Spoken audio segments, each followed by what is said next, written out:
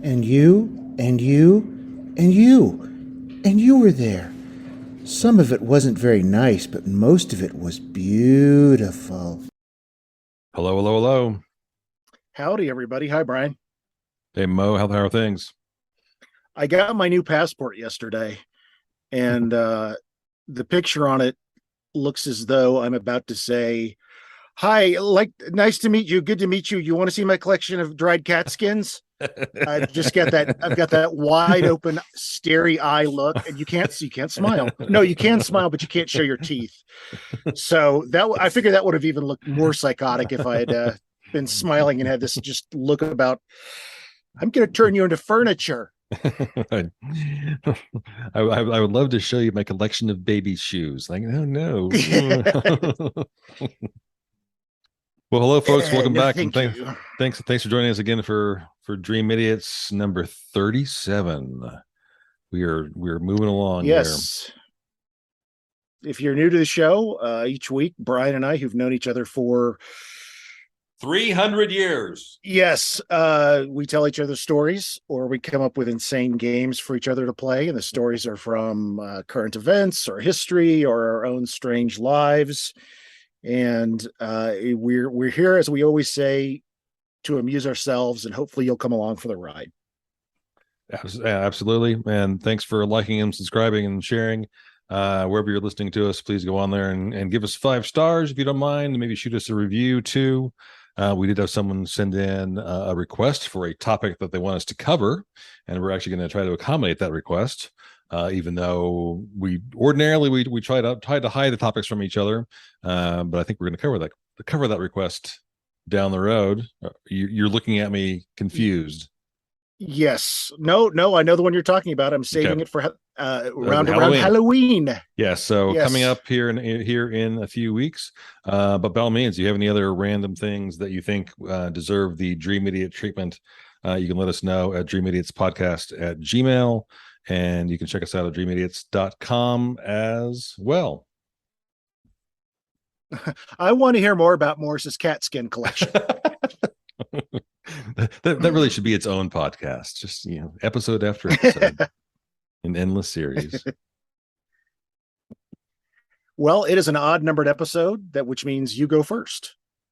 All right. Well, my main story is a little bit short, and that's good because we're going to go back to something that we talked about last week, which I wasn't really fully anticipating. Last week we talked about a young man named Alan Eugene Miller, who is a guest of the state of Alabama, and I know you know the story I'm talking about. Alan Eugene Miller was convicted in 1999 of murdering 3 people. He's definitely a bad dude. He's definitely guilty.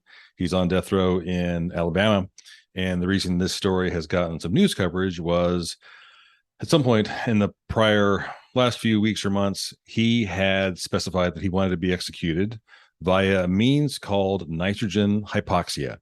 And I'm going to kind of quickly cover things here for folks that haven't heard this story before. By all means, Google this man's name, Alan Eugene Miller, and you will see a ton of news clippings about him. Nitrogen hypoxia is approved in 3 states as a means of execution. It sounds fucking terrible. It's basically asphyxiation by depriving someone of oxygen, putting them in a chamber or giving them a mask and feeding them straight nitrogen until it kills them. And so he had opted for this because at some point during his incarceration for the last 23 years, he had had a bad blood draw, and so he had come to fear needles. So he requested this other means. He says that he at one point he was given the chance to specify that in writing, and he did so. But the facility where he lives didn't, lost it, or they're lying and said who knows what. They have no record that he ever requested nitrogen hypoxia. He was due to be executed on September 22nd. We are recording this on Friday, September 23rd, so yesterday. And early this week, a federal judge in Alabama sided with Mr. Miller and said, you know what I think? I think it's probably likely that Mr. Miller did actually make this request. And so federal judge in Alabama says we're blocking this execution until we can find out more. So execution is blocked.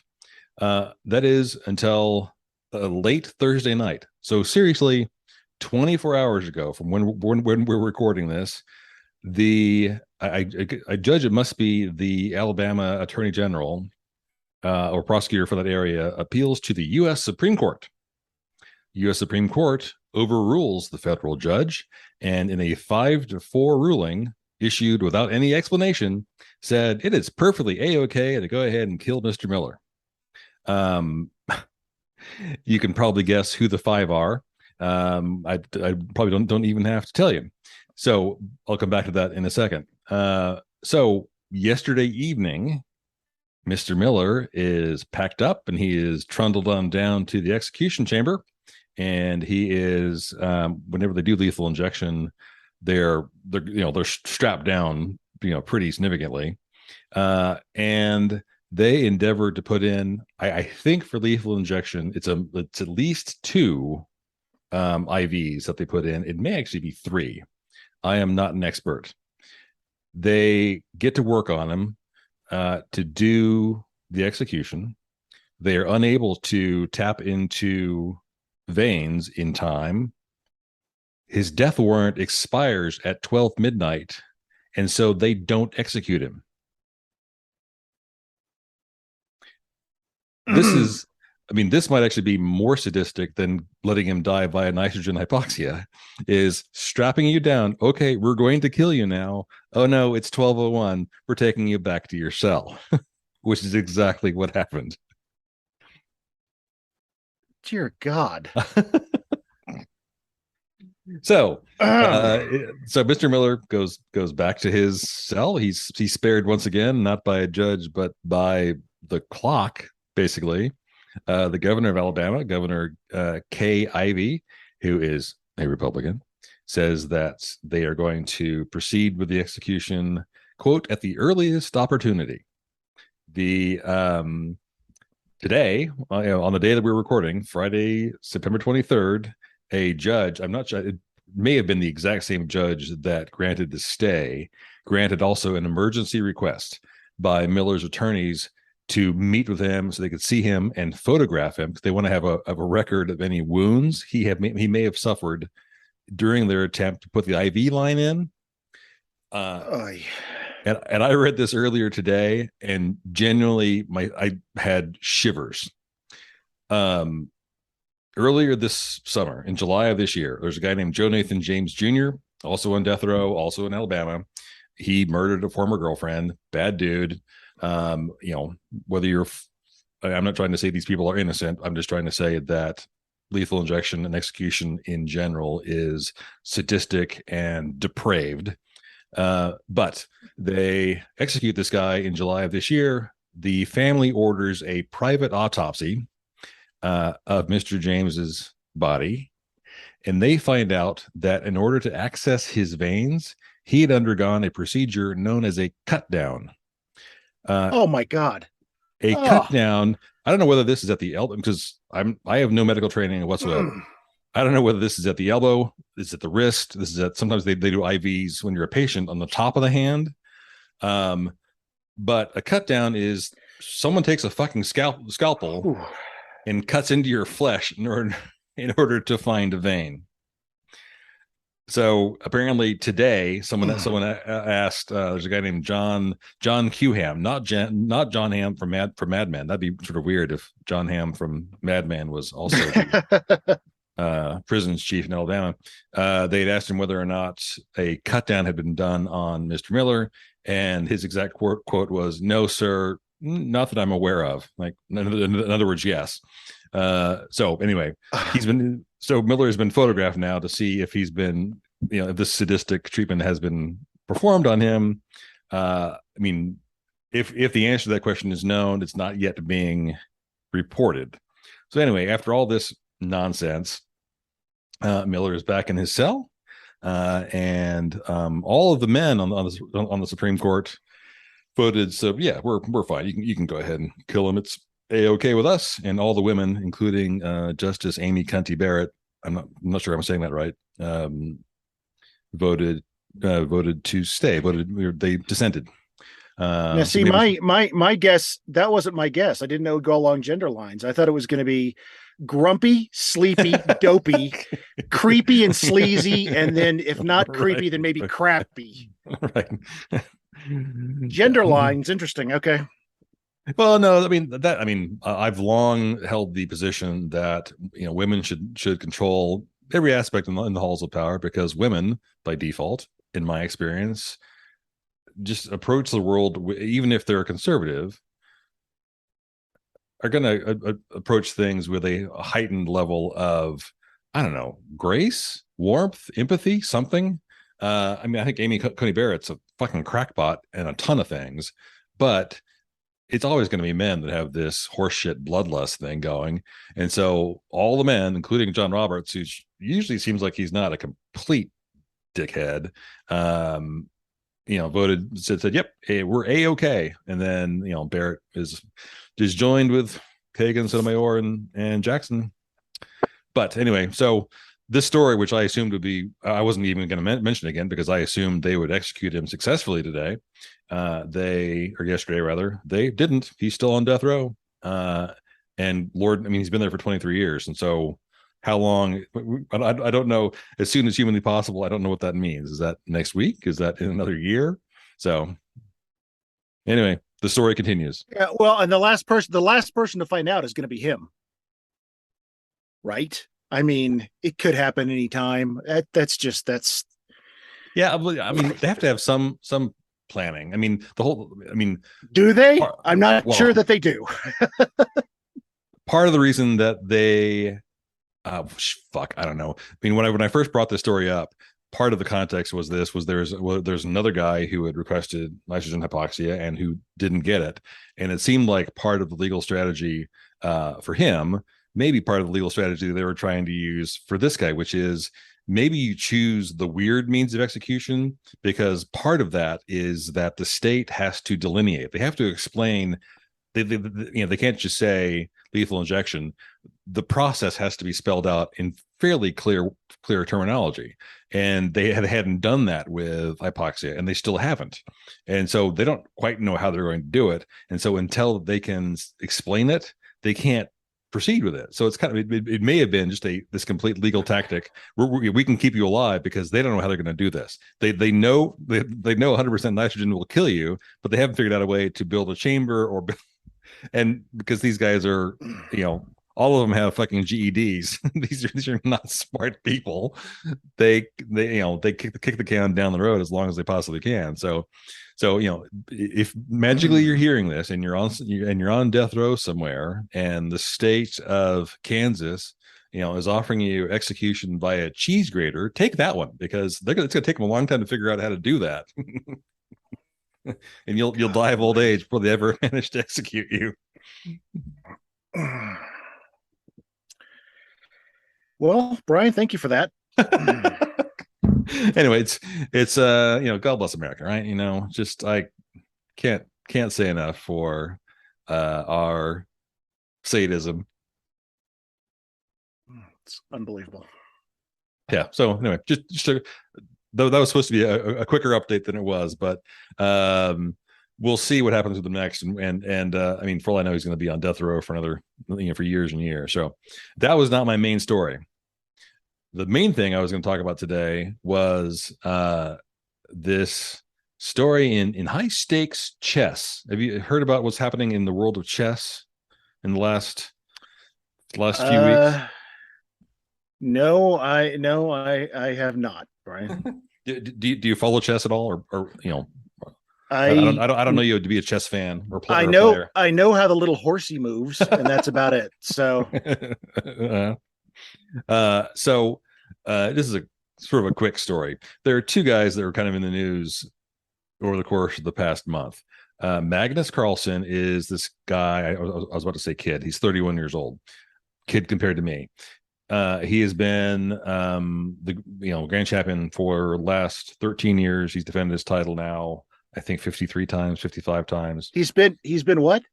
He's the chess grand champion. He's what Gary Kasparov was. I thought you said I thought you said he was Graham Chapman. And I was like, oh, Wow. all right.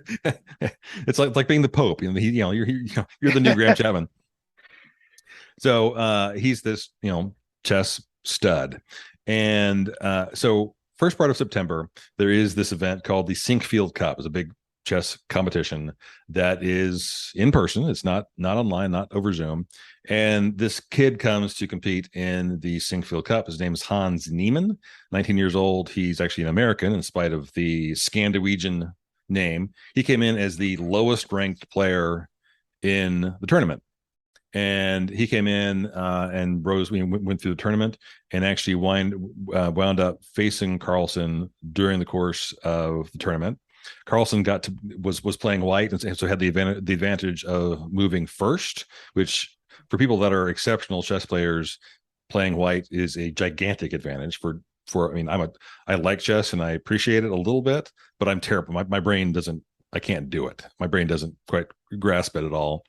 But in this match with Niemann, Niemann just wipes the floor with this guy who just routinely crushes everybody. Didn't matter that Carlsen was playing white. Quickly dominated the game, got him in a strong position, and Carlsen faltered comparatively quickly, and then resigned because it was clear that he couldn't win. And so, because there are other competitions that were going to take place there, and this is the first time Carlsen had lost in literally in years. He just left the competition, and so all these news commentators are trying to track him down and what's going on. Can we get some feedback? Why did you lose? What do you think happened? And all he said via Twitter was, "If I speak, I'm in big trouble." And so this was kind of a tacit implication. People read that as saying that he thinks Niemann had been cheating, and I don't quite know how. I mean, cheating obviously happens. People cheat in poker. I can see how you can cheat at cards. I can see how you can cheat. Any manner of other sports, team sports. I didn't quite fully understand how you could cheat at chess, but nevertheless, Carlsen's now, closed mouth response to this seemed to be what he was implying.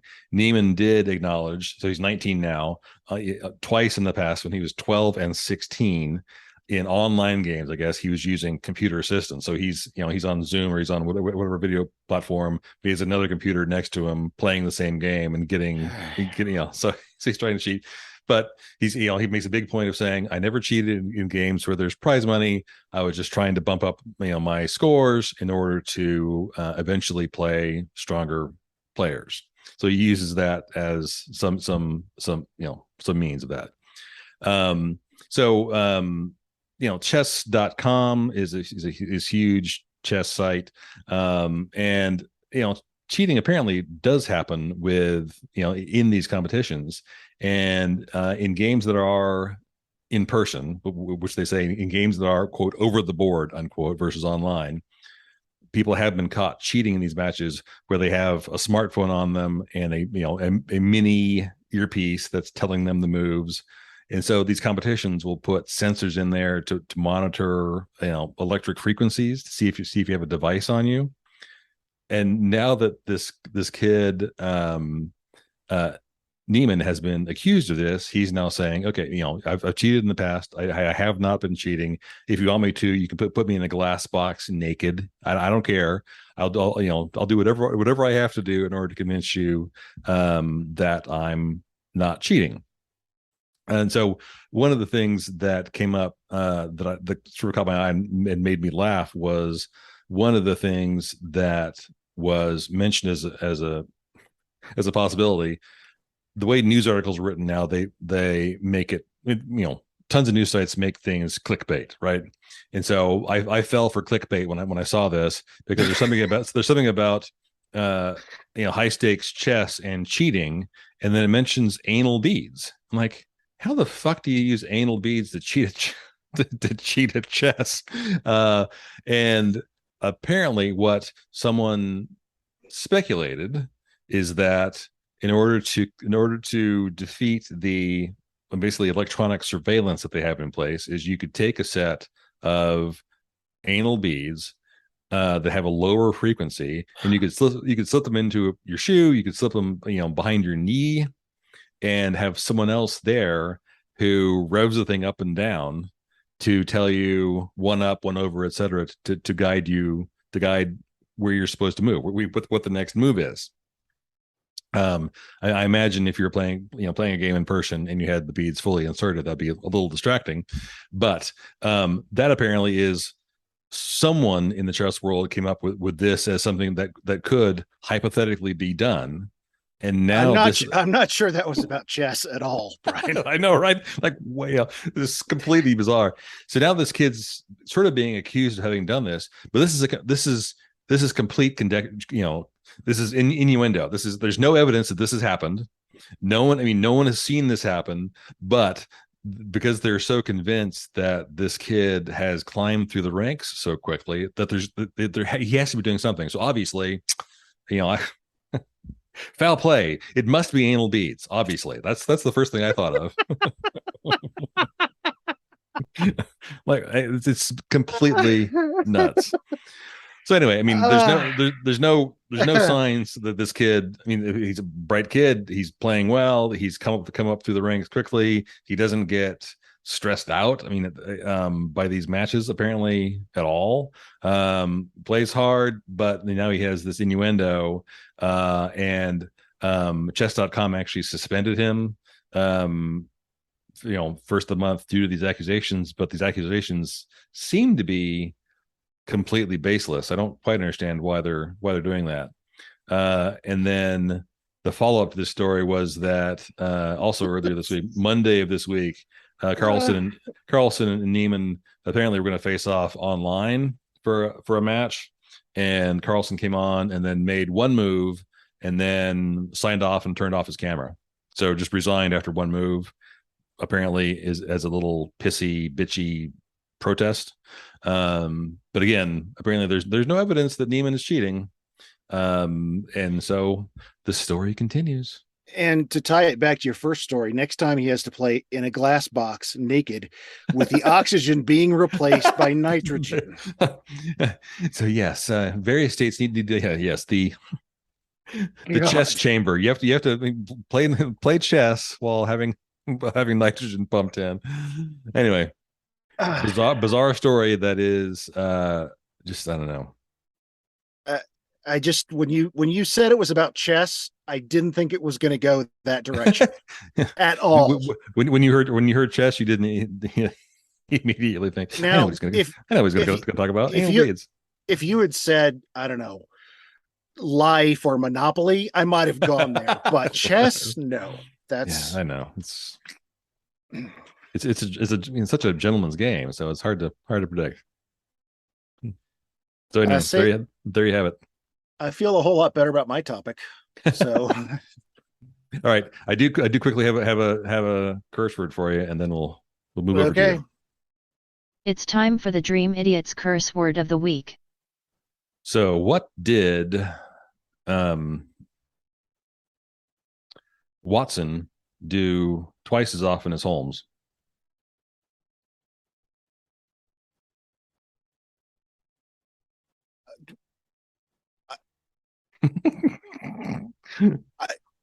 Don't ask questions. I have no idea. He ejaculated. Apparently, sorry, what? He ejaculated. Okay. All right. I'm gonna give you a stroke in this episode. So in 125, 150 years ago, ejaculated could also mean the same as basically as exclaimed.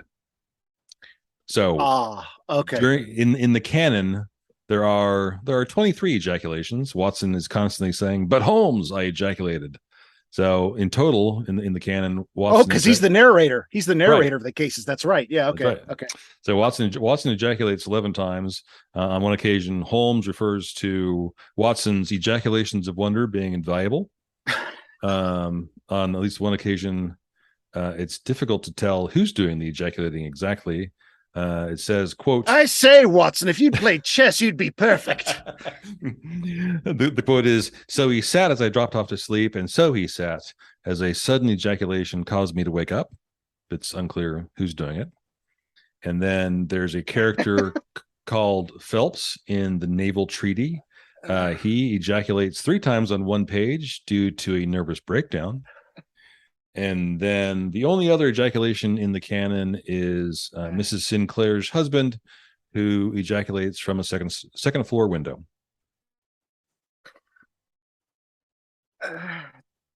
I think So I now, hate you. and so now if you're ever like in a grocery store and you lose track of your spouse, you can say, "Honey, just ejaculate my name," or something.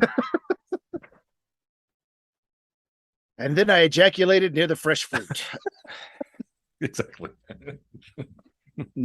Nobody isolate that, please. I'm going to make that my new ringtone. Oh, well, Bryan, we often talk about how these episodes, the last 2 really haven't been that way, but typically you and I have something in common with our stories. And the only thing I can think of is it's just gotten sillier and sillier as we've gotten along. So my story is perfectly appropriate for this. This little segment is based on a couple of things. It's based on the Aristocrats documentary. You ever seen it? Yes, but that was what, 20 years ago, 24 years ago? Oh, 2006. I don't know. Something like that. I've seen it, yeah. So if you haven't seen this film, it's about one joke being told over and over again. Mm. The setup is the same, the punchline is the same, but it's the comedian's job to make up the middle. And the folks in the movie make up some dirty, dirty stuff. I want to say that it had an NC-17 rating, but I can't quite recall. All I remember when I saw it in the theater in New York was, what kind of movies do you show as previews for this thing? And then they show a bit from Sarah Silverman's stand-up, Jesus is Magic, and it was just absolutely filthy. So it got us off to a good start. But I was fascinated with it because it's a great documentary. It's one of my favorites because it really studies what makes a joke. How does a joke operate? How does it work? How can one joke be told multiple ways?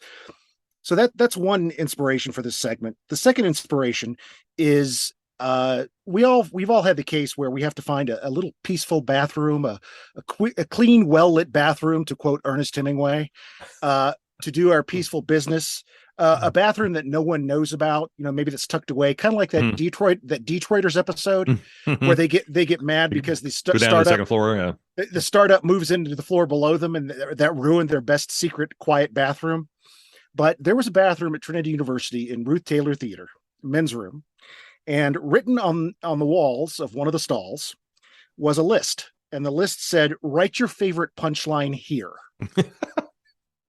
And I think it was about 8 or 9 when I saw it. And I always thought that was pretty interesting. And I don't remember any of the punchlines, but I thought what I would do is I'd put together a list of my 10 favorite punchlines and see what you can make of them. Okay. Now you've known me a long time, and you probably have heard every joke on this list. So you might have a little bit of an advantage, more so than, say, our college quiz editions. So number 10. I'm laughing because you're 26 and you still believe in leprechauns. Laughing because you're 26 and you still... That rings a bell, but I cannot place that. That's the one that's the one about the guy who gets promised great wealth. If by a little guy in the bathroom, if the guy gets to bugger him. Oh, okay. Yeah. Uh-huh. It convinces the guy he's a leprechaun, and halfway through the violation, he says, okay. Here's another one. And this actually is an ancient, I believe I saw a cartoon from the New Yorker in the 40s that had this as a punchline. It was one of those cartoons. There was the only caption to it. And the punchline is, because I'm freezing my ass off. That's why. Yeah, no idea. I'm over. Really? I'm over. Yeah, over 2. Because I'm freezing my ass off. Yeah, no idea. What if I said baby polar bear joke? No idea. Oh, okay. I'm not as well versed as you thought I was. No clue. That's where the baby polar bear asks his dad, "Am I 100% polar bear?" And the dad says, "Yes." "Why do you ask?" And he says, "Mom, am I 100% polar bear?" "You heard what your dad said." "Yes." "Why do you ask?" "Because I'm freezing my ass off. That's why." Number 8. This is an Aggie joke from way back, Brian. Okay. So for those of you who are from other parts of the country, you probably have a regional joke that makes fun of a group of people. Like when I was in Montana, they had North Dakotan jokes. Canadians have Newfie jokes. In Texas, it's Aggie jokes. Number 8, ducks. No clue. That's when the girl doesn't want to date the guy because he hears that he likes to do funny things with animals and have, relationships with animals. Mm-hmm. And he says, what animals? Sheeps, pigs, ducks. Ducks. Number 7. You didn't tell it right.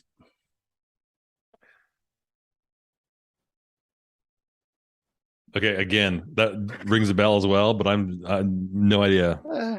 That's the one with the inmates who the new guy meets his cellmate, and at night they start calling out numbers, and the kid says, "What are you doing?" Because they're all laughing uproariously. He says, "We've been in here so long, we all know the same joke, so we just numbered them, and that way we just call out a number and save time." So the kid listens for a few weeks, and finally he gets up and 5. says, 37. And his cellmate looks at him and says, "Dude," and no one laughs. "Dude, you didn't tell it right." This next punchline, and I tell this joke a lot. You can ask my wife or my kids or pretty much anyone I know. I tell this joke a lot, and I was somewhat vindicated when we went to go see John Cleese perform a while back, and he listed this as one of his favorite jokes. So I'm in good company, but nowhere near that company, of course. The punchline is, "Good. You got any grapes?" Oh, yeah, I know this one too, but I'm not going to be able to come up with it. Shit.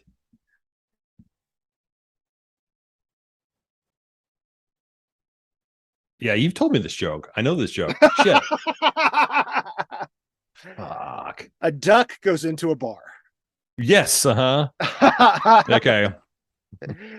And asks for grapes every time. The bartender said, "I have olives, I have onions, but no grapes." Yeah, duck comes back 2 or 3 times in a row, and he hops back up, and the bartender says, if you ask for grapes, I'm going to nail your beak to the bar. You got any nails? No. Good. Got any grapes? This is another good joke to tell, particularly if you have I actually told this joke to one of my son's teachers because she went to UCLA and her husband went to USC. So they had a little bit of you have a bit of rivalry going on. So here's the punchline. "It's okay. I'll tell the joke very slowly." You know that one? Okay. Yes. Well, okay, good. I mean that's common with Pickett, Aggies. Yep. Right. Yeah. Right. Or Newfies in Canada, or the Boudreaux Poutreau jokes from Louisiana. And one of those jokes almost made my list. Number 4. Ever since he swallowed that cue ball, he sizes everything first. That's funny. I don't know that one though. Ever since he swallowed the cue ball. Guy goes into a bar with a monkey. Bartender says, "Hey, you can't bring that monkey in here." He says, "The monkey's well trained." And just then the monkey hops up on the pool table, swallows a cue ball. He says, "Get out now." Comes back the next week with his monkey. He says, no, not you two. He says, no, he's fine. Trust me, he's fine. He takes a peanut off the bar and he sticks it up his butt, pulls it back out and eats it. And the bartender's like, "My God, that's a stupid monkey." And he says, "Nope. Ever since he swallowed that cue ball, sizes everything first." I can only think that my parents must be proud of me right now, Brian. Mm-hmm. Number 3. Number 3. "It better not be another damned hat." Yeah, I know this one too. Fuck.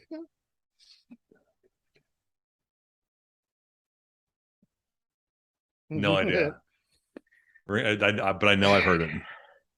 That's the one about the couple that has a child and childbirth, and the kid is just a head.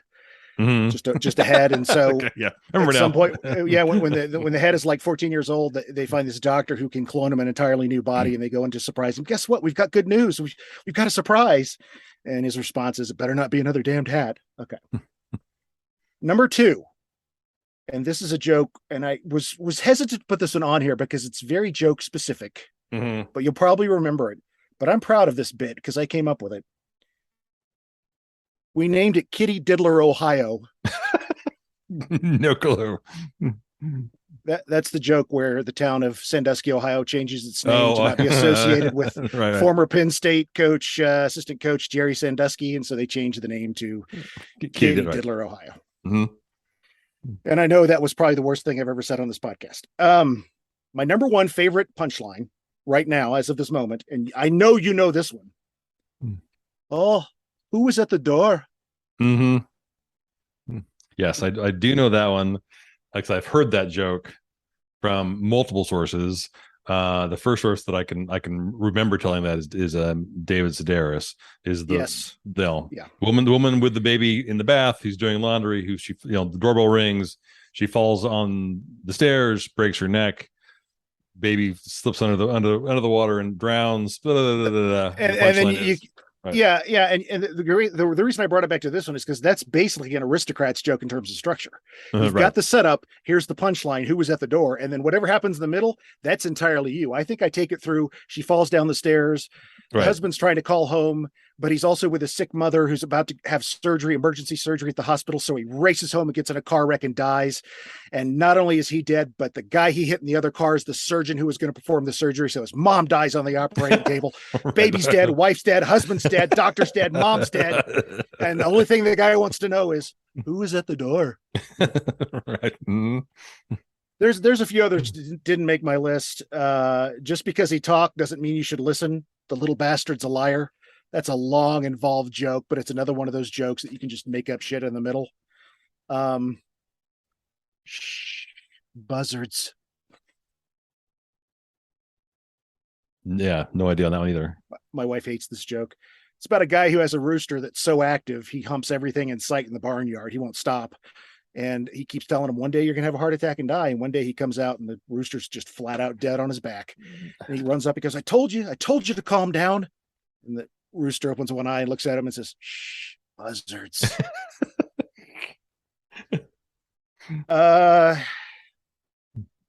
Oh yeah, here's another one. Gee whiz, Mom, do you think I want to get slapped? And I tell this joke because I was a horrible stutterer as a child. Mm-hmm. It's about a kid with a stutter who is asked by a complete stranger where something is, and this stranger also has a stutter, so the kid's afraid to answer him because he doesn't. Right. Yeah, and then finally, the most golf specific joke on my list, and that's why I didn't make my top 10. Billy and Danny are playing golf together.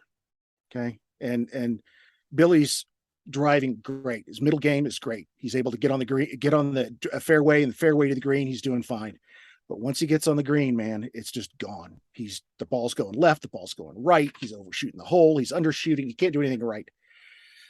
And his buddy says, "Hey, man, you're having a rough day, aren't you, Billy?" He says, "Yeah, I am."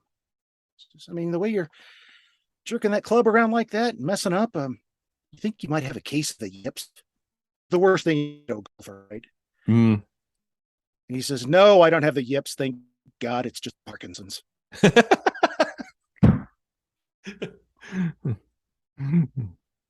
So I apologize for any of those jokes that you may have not found funny or not or offensive. I do apologize, but there's something about a good punchline that just really, it's like music sometimes. And there are some others that didn't make the list, but do you have a couple that you like with jokes that you tell? There is a joke that I've heard multiple times, recently-ish, and the punchline to this joke is in a German accent. Well, up until now, everything has been acceptable. Do you know that joke? That's the joke. Is that the joke about the German kid who doesn't speak? Right. Never talks, and they take him to all these doctors and can't figure out what it is. And finally, when he's like 16 or 17, why don't you speak? And he says, right. So yeah, so mom finally gives him some, in one version of it, gives him a bowl of soup, and the soup is not not hot enough. And he says, "Mazel, this soup is tepid." And mom says, "Dieter, what? I mean, we've had you tested. We've gone through all these, jumped through all these hoops to find out what's wrong with you, and you haven't spoken. And now after all this time, you're speaking. Why didn't you speak? And before now, up until now, everything had been acceptable." And it's funnier because he's German. Yes. Well, where would we be? Where would we be if we didn't have a sense of humor? Germany. No. The other thing that is, I know I've heard on multiple sitcoms. It's kind of a funny joke, but I don't know. It's a bit of a trope maybe as well. I think there are two or three different versions of this on MASH alone, where one character says, "Don't do anything I wouldn't do." I mean, that's a very, very common line. Mm-hmm. And in one instance, Colonel Potter says that, and Hawkeye says, "What don't you do?" as the response. And then I guarantee you, there's somewhere else in MASH, someone says, "Don't do anything I wouldn't do," and the response from someone else is, "I don't know that I want to do anything you wouldn't do." But again, that's a line that is repeated in. I've heard that 100 times. That's a good one. That's a good one. And we could go on forever about just some of the great jokes they tell in MASH. So, like, that's all you do? Bird imitations? That's another good one. Right. Anyway, folks, I think we'll refer to this episode as old number 37, where we had something to offend everybody. Yes. Yes. Hopefully we hurt everyone's feelings. This one's a rough one, Brian. This is going to be the one that somebody accidentally plays out loud in church or something. It's going to be. Oh God, I hope so. Because they were playing the penis game. Yeah, thanks for listening, folks, and like and subscribe and do those things for us. This is episode 37. Due to life and conflicts and other things, we're going to be out of circulation for a very, very short period of time. We're going to be back again in 3 weeks. So we're going to do a couple reruns. Yes, and these were reruns that episodes that folks particularly reacted to and really enjoyed. So we tried to pick some from the middle, because we wanted to skip the early ones because we were still finding our way around things, and the later ones everybody's just heard. But this might be a chance, rather than thinking about it as reruns, just remember, if one of your friends hasn't heard it, it's new to them. Mm-hmm. So maybe instead of reruns, it's more of a, I don't know, adult education supplement or something. Yeah, it's retro, man. We're going back to a happier, simpler time, man. Back in April or May. Yeah, there you go. So we will see you back here for Reels on October 18th, and I will never say Reels again. And I do have a Halloween episode lined up. You're adorbs. I'm just abs fab, baby. I'm trying to decide if I want to do my Halloween episode the week before, or I think the day after Halloween. I haven't decided yet. So, but we will have that Halloween story in there, and it's a good one. So we'll have that going for you and some other stuff. All right. Thanks, folks. Thanks for listening, and we are going to be back again soon. Be good to each other.